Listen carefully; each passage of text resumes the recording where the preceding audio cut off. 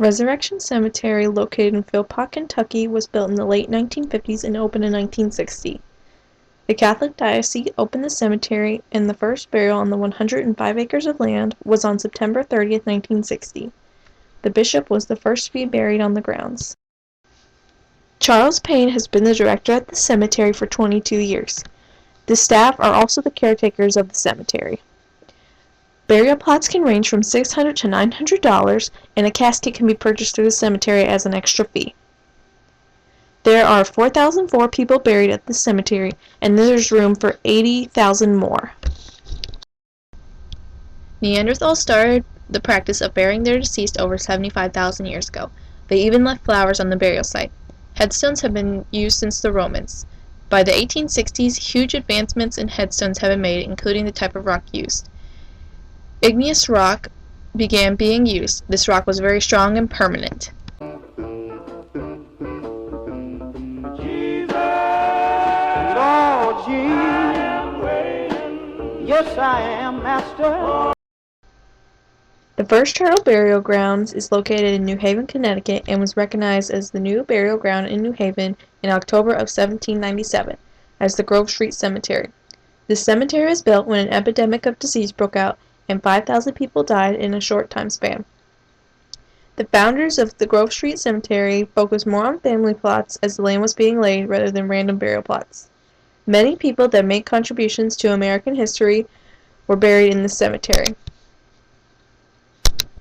They include Eli Whitney, the inventor, Lyman Beecher, abolitionist and prohibitionist, and Lars Onsager, Nobel Prize winner. Cemeteries are memorials, and with each headstone we are able to see and remember who the person was, birthday, and when they passed. This may not seem important to some, but this is how history is preserved, and the headstones can still be standing for hundreds of years for the next generations to learn and appreciate the history. Even the designs and sizes of headstones have changed over the years. Headstones have become more of a memorial to remember someone by, rather than a marker of where the person was laid like they have been in earlier history.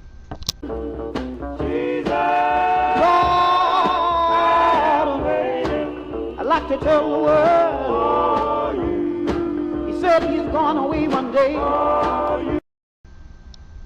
There are 3 requirements to start the burial process at Resurrection Cemetery.